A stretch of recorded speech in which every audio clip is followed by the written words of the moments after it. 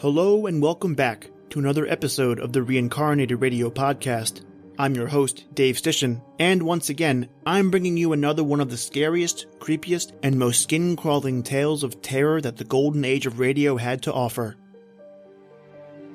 For this episode, we are bringing back another classic and widely beloved episode of old-time radio, this one from Inner Sanctum Mysteries, which was originally a French short horror story written by master short story author and novelist Guy de Maupassant.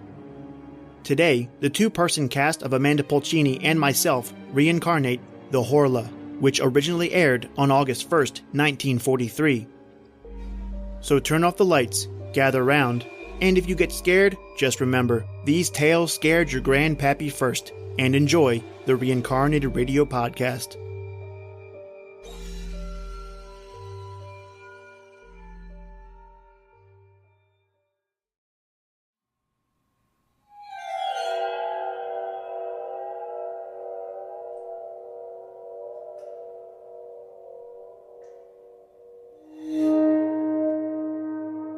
I can feel her. There, again. Again. That voice. Am I asleep or awake? Wake. Why can't I move my arms? I want to move them, but I can't. Can't. Why? Why? Who are you? You. Why don't you leave me alone? Alone.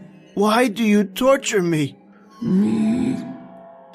She's at my throat now, sucking my blood. Blood. Making me weak and helpless. Helpless. Let me go, I tell you! Let me go! I must get up. I must!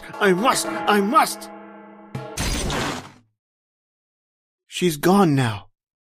I must be awake. Martin? Martin, open the door. It's Helen.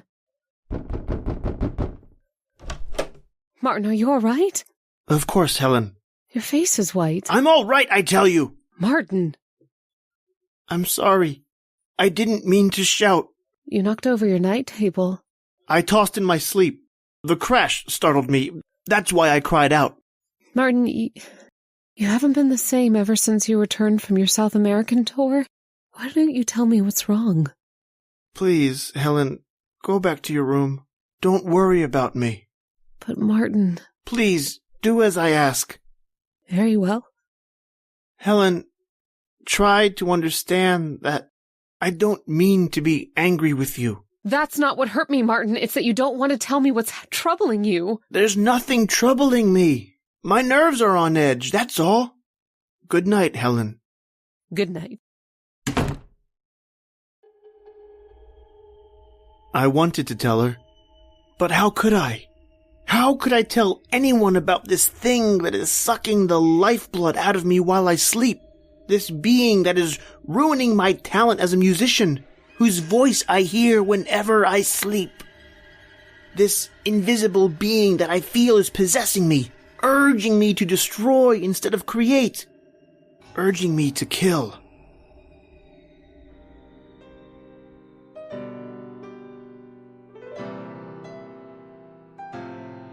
Good evening, Martin. Please don't stop. You're playing so beautifully this evening. Am I? Yes, you're playing as you used to. So you noticed it too? What do you mean? You heard how badly I played before. I knew I was losing my ability. Martin, I never said that... Of course you didn't say it. No one ever says it. But I can tell what they think by the way they look at me. Martin. It's true, isn't it? Isn't it? No, Martin, I never doubted your ability, not even for a moment. Then why did you say I'm playing as I used to? Well, Martin, you haven't been yourself lately. I didn't mean anything by that remark, except that you appear better this evening. And my music sounds better. I never lied to you, Martin, yes. It does. Of course. She hasn't come to me for 2 nights. She? Who do you mean, Martin? Nothing. Yes, Helen, you're right. I was playing better. I could hear it myself. Well, why don't you go on playing, Martin? I will.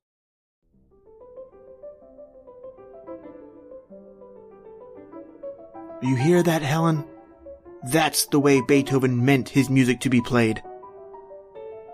And now listen to this. One of the greatest passages in all Beethoven's music. It speaks of the strange terror and mystery of life.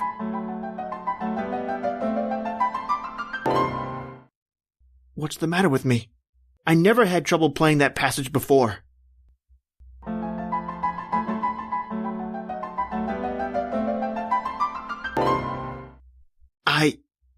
I can't play it. But you've played that passage 1,000 times. I know, but now I can't. I can't. I was playing so well a moment ago. Then suddenly I can't play at all. You haven't been practicing lately. You've hardly touched the piano since you've returned. No, that's not why I couldn't play it. She must be near. She? That's the second time this evening you've spoken of... Helen, there's something I need to tell you. I must tell someone or I'll go mad. Perhaps I am mad. Sometimes I think I am. Martin. Do you remember that cable I sent you? From Rio de Janeiro? Yes, you said the concert did not go well. I gave one of the worst performances of my career. It was late that same night that I first noticed it. Noticed what? The presence of another being close to me. Another being? Yes, an invisible being. It was she who made me play so badly that night, and she's been near me ever since. An invisible being. I know it sounds strange, but it's real, Helen. This thing seeks to dominate me, possess me. It came first in my sleep, but lately I've begun to feel its presence even in my waking hours. It controls my actions like a hypnotist controls his subject. Go on, Martin. It doesn't speak to me directly, merely echoes my words. But it makes its will felt, and I fight to resist, and I can't. It hasn't gained complete control of me yet, but I'm afraid it will, and I don't know exactly what I'll do. Martin, were you despondent after that concert in Rio? Despondent? I know what you're thinking, Helen. That my mind became unbalanced by the failure of my concert. Yes, I thought that too. Did you? I thought of every possible explanation. I don't know. Perhaps it's a hallucination, but I feel very sure that I can prove it's real. I feel... Wait a moment. I was right.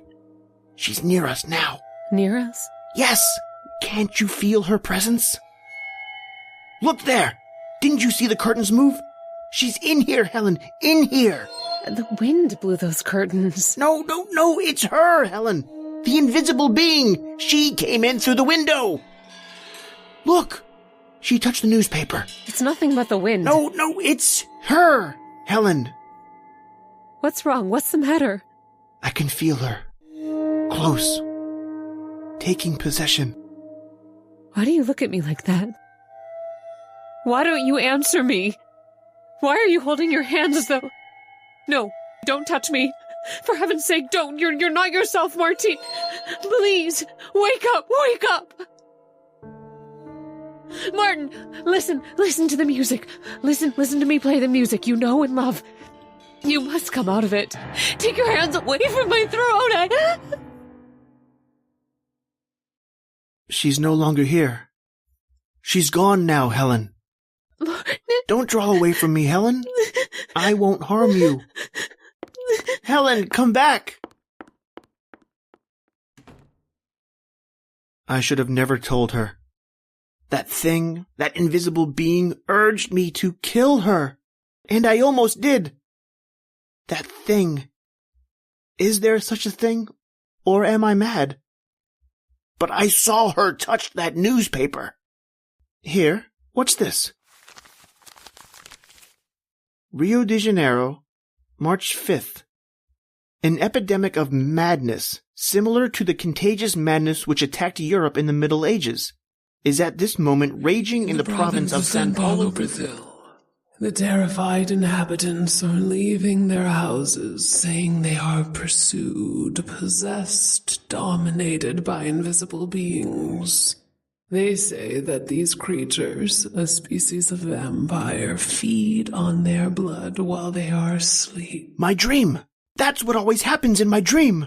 Victims say these invisible creatures have been known to drink milk. Public health authorities are investigating. Then it is real. Others have fallen under its spell just as I have. Madness, they call it. If only they knew. Or could it be? There is a way to test the reality of this thing now. And I will make that test tonight.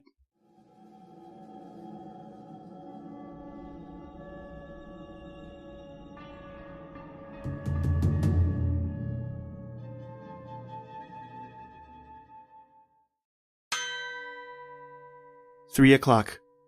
The door is locked. I left a window open. Oh, how that wind howls tonight. And there's a glass of milk on the table.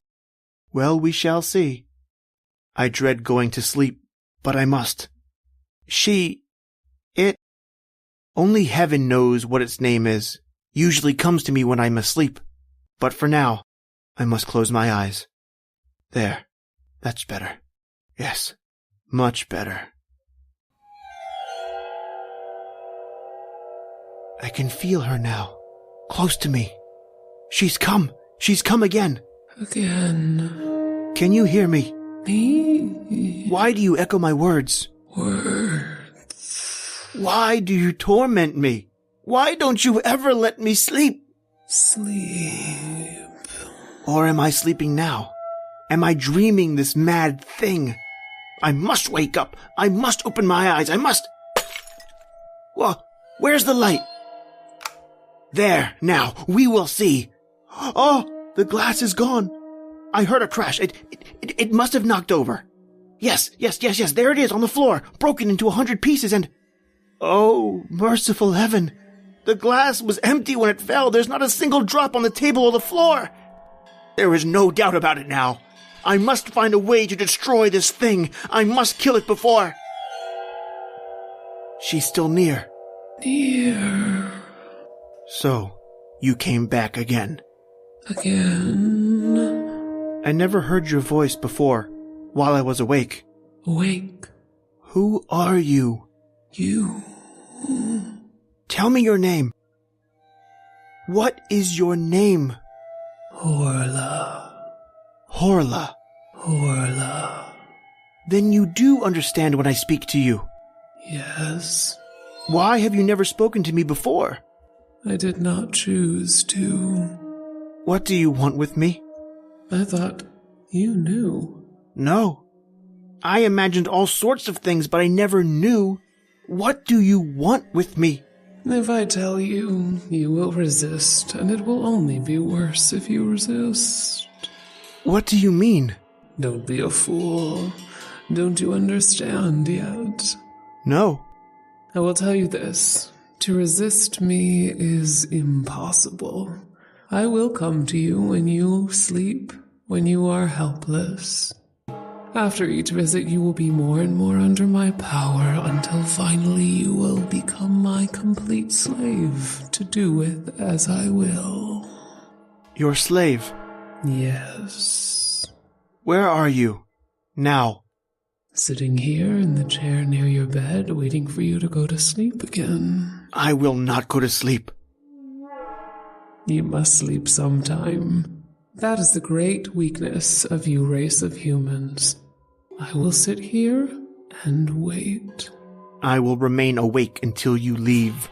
You are a fool. I could force you to sleep, force you to wake if I choose. Then why don't you?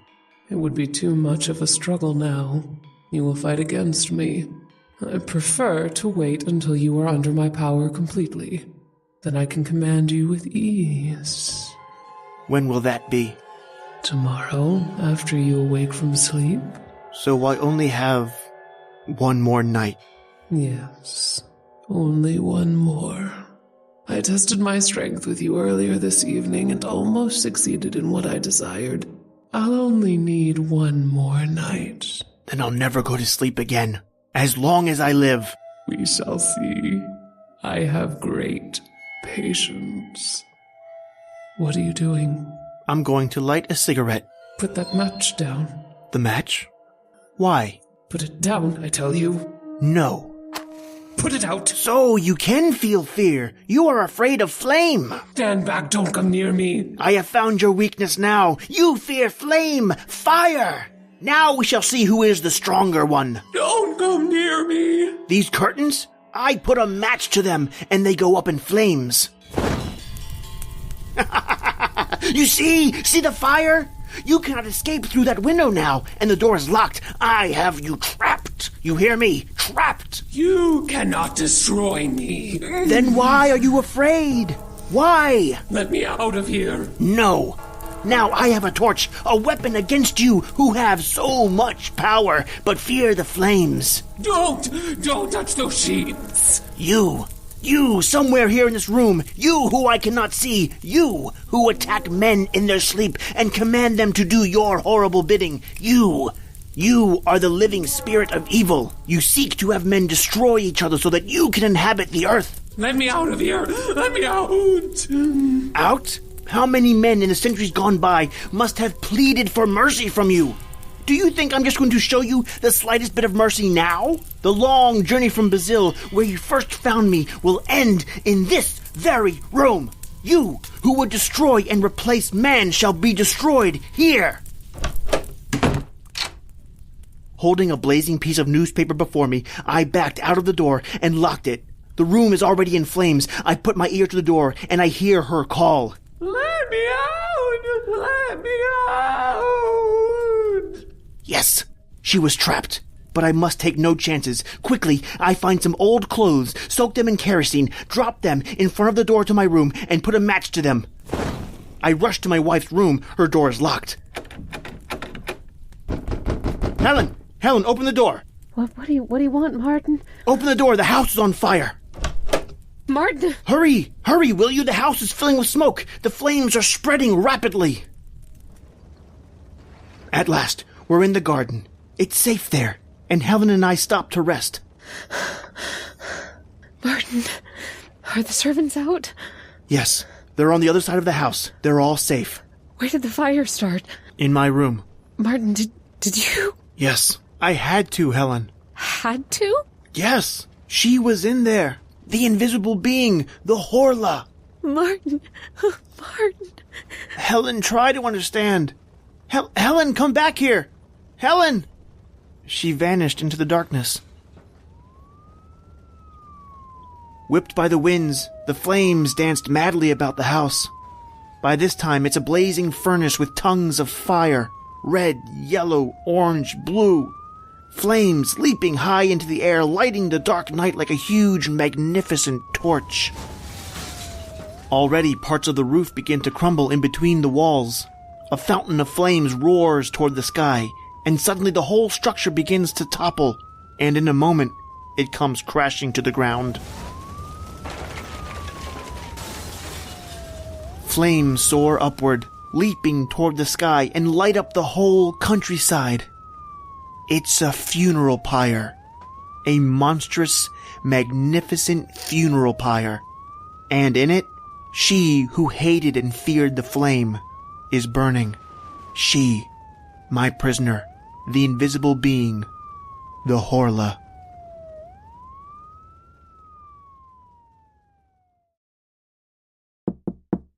Who is it? Who's there? Open the door, Martin. It's Helen. Helen! I knew you'd come. Martin, why didn't you get in touch with me sooner? I was afraid to.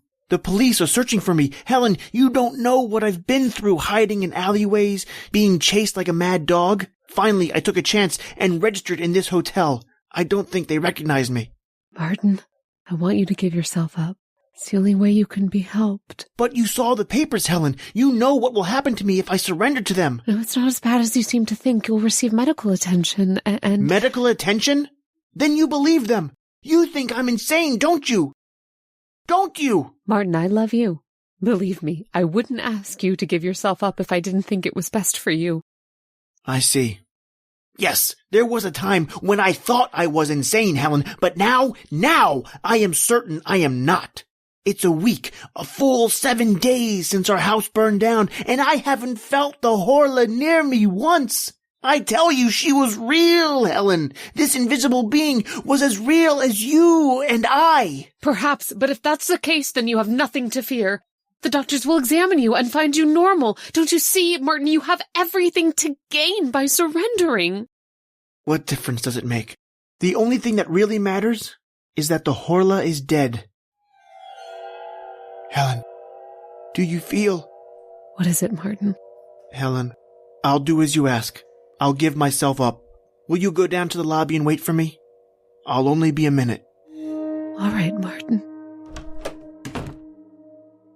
Is it you? Yes.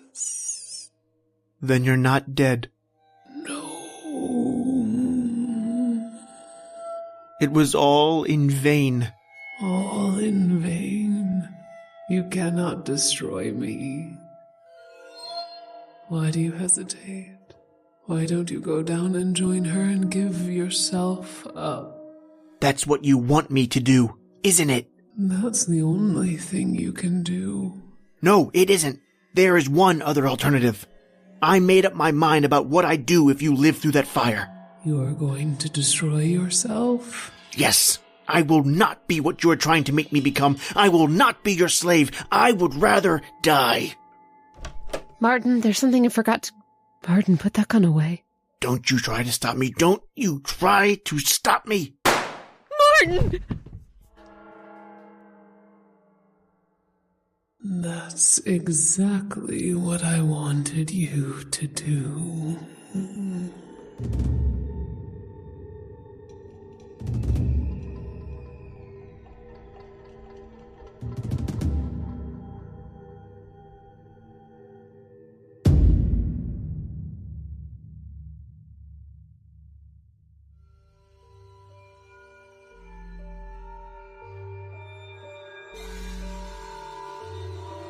And that concludes our reincarnation of the Horla from Inner Sanctum Mysteries in another episode of the Reincarnated Radio Podcast. I'd like to thank my co-star, Amanda Pulcini, for helping me bring the script back to life. New episodes of the Reincarnated Radio Podcast are released every Thursday and can be found on PodBean, Apple Podcast, Google Podcast, Spotify, and YouTube.